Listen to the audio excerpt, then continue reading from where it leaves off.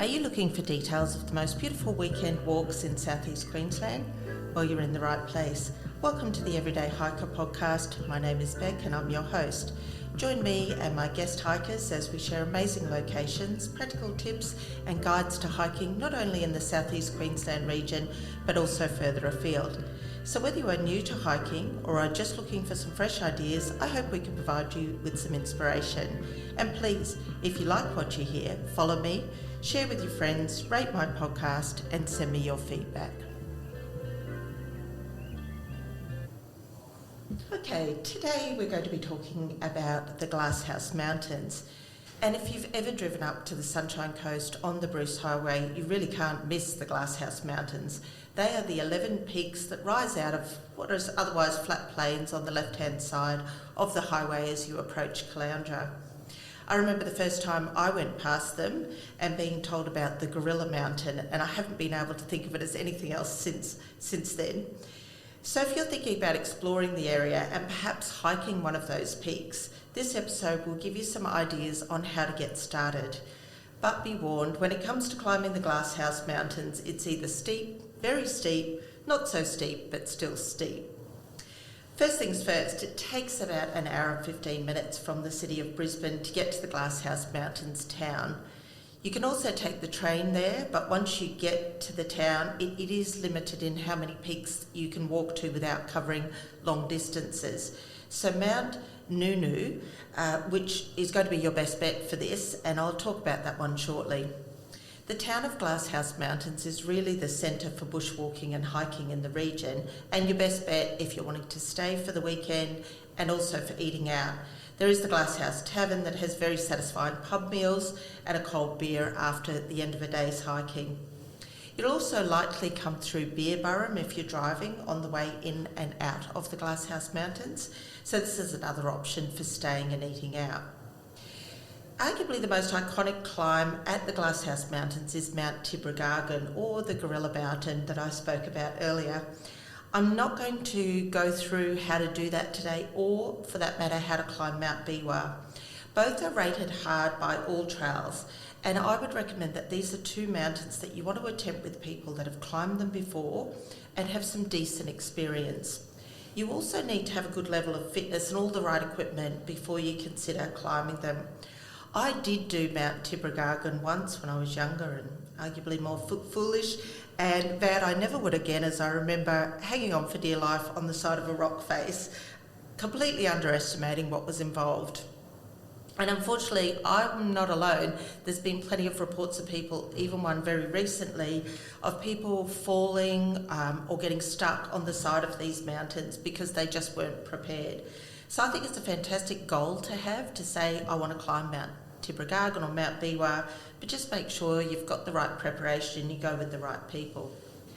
So if we're not tackling these two, here are some other ideas. Some involve climbing mountains and others are just walking around the base, and hopefully with much less risk to life and limb. Firstly, my favourite track in the Glasshouse Mountains is the Trachyte circuit. Not sure if I'm saying that right. It doesn't involve climbing a mountain, but it's really picturesque. The Trachyte circuit starts from the same car park that you would head to if you were going up Mount Tibrogargan. And in fact, with that circuit, you can actually add on an extension around the base of Mount Tibrogargan.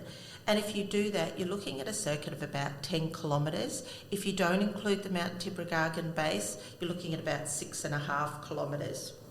This is a really beautiful walk. It takes you past wetlands and creeks. There's some stepping stones. You're going through woodlands, forest undergrowth, and it's also a great trail to see bird life and other wildlife such as lizards. It is relatively flat. I can't even think of a steep section, so it's a very moderate walk, moderate only because of its length, but it can be muddy even at the best of times, but definitely after rain, just because it is so low-lying and it's near wetlands. If you get to the end of that walk, you'll end up back at the car park where there are toilets and picnic tables, and you think to yourself, I'd actually like to do a bit more and maybe try a climb to see if I could see some of those fantastic views of the Glasshouse Mountains.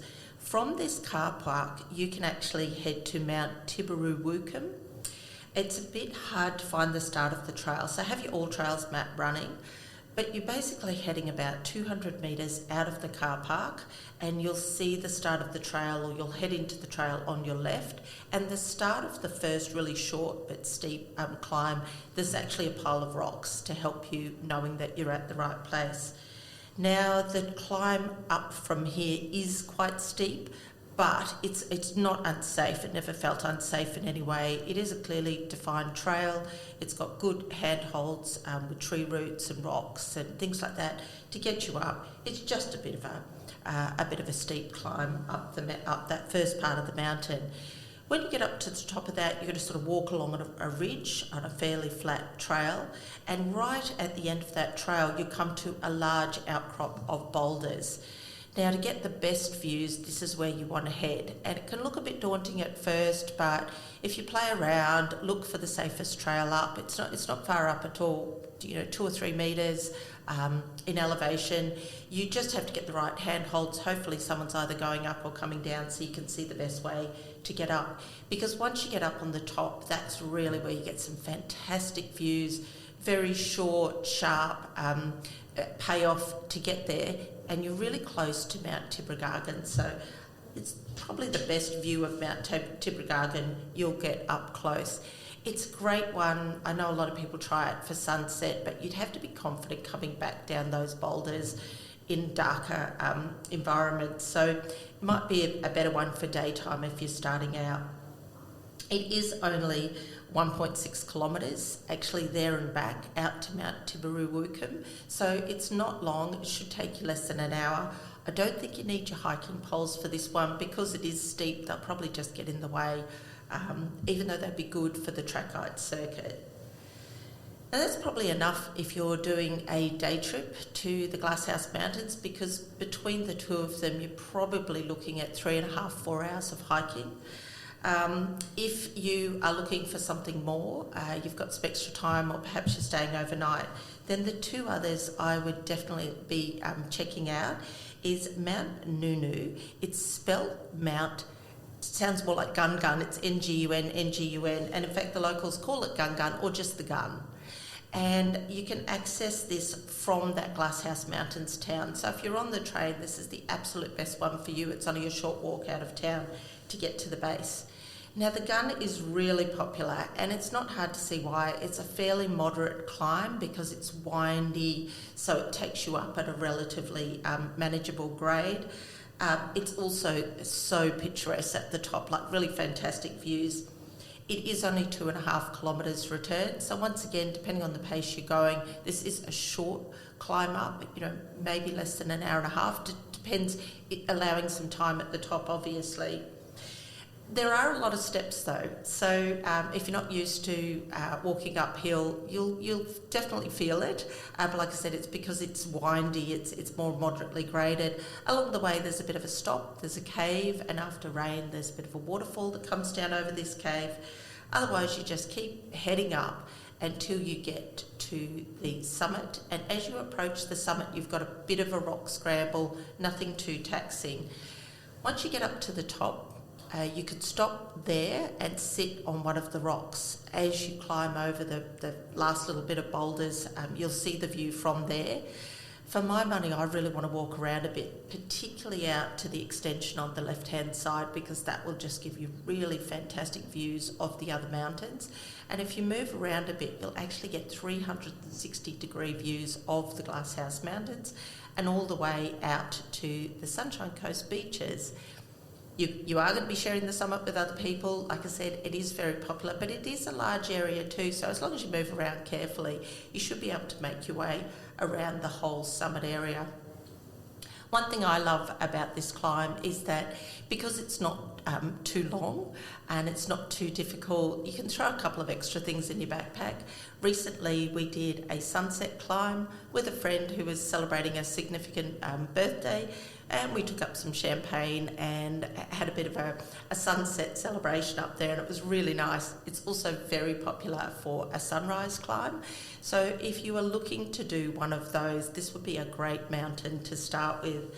just make sure you've got a good headlamp, because the climb back down or up, depending on what time you're coming, is under canopy. So it's not well lit, and there are tree roots, so you'll need a good headlamp to do that.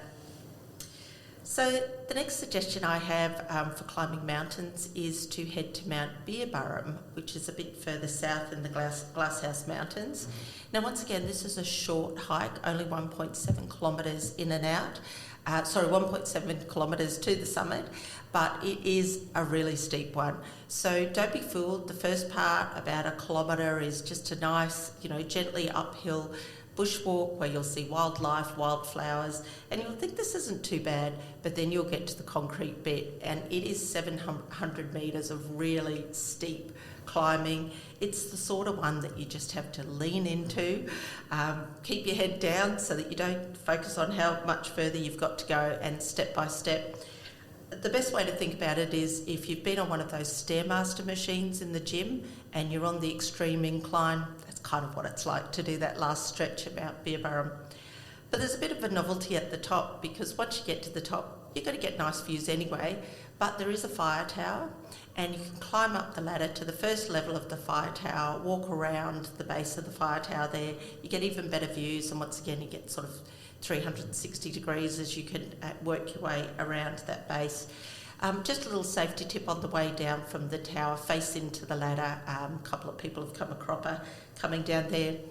The other thing is, I haven't been there in the wet, but a lot of the reviews talk about how slippery that concrete incline is in the wet, and the need for hiking poles. So just something to think about if you're there after some rain.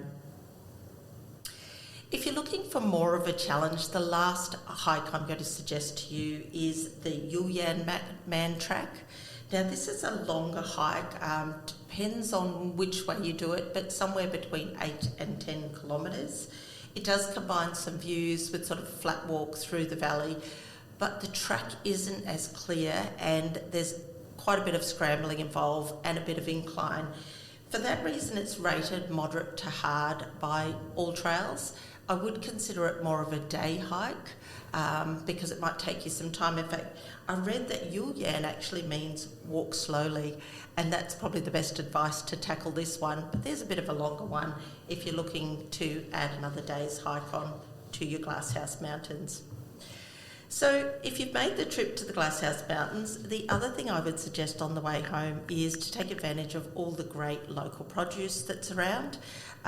But here's a tip as well: take some small change. You will find roadside stalls selling everything from avocados, honey, pineapples. We really wanted to grab more and didn't have enough change, so that might be something to think about. There's also just produce shops that you can stop on your way back to Brisbane as well. I hope I've given you some inspiration to get out and about on the trails at the Glasshouse Mountains, whether it's for the day or a weekend. And I'm sure, like me, the next time you're driving up to the Sunshine Coast and you look left at the Gorilla Mountain and his friends, hopefully it'll put a smile on your face knowing that you've tackled some of them.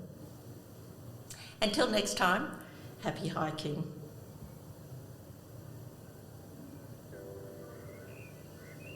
Thank you for listening. You'll find details of the trails and locations discussed today in the show notes, and I'd really love to hear from you. Please leave me your feedback, suggestions or ideas, and I'd appreciate if you like what you heard, rate me, follow me, or share me with your friends. Until next time, thank you for listening to the Everyday Hiker podcast.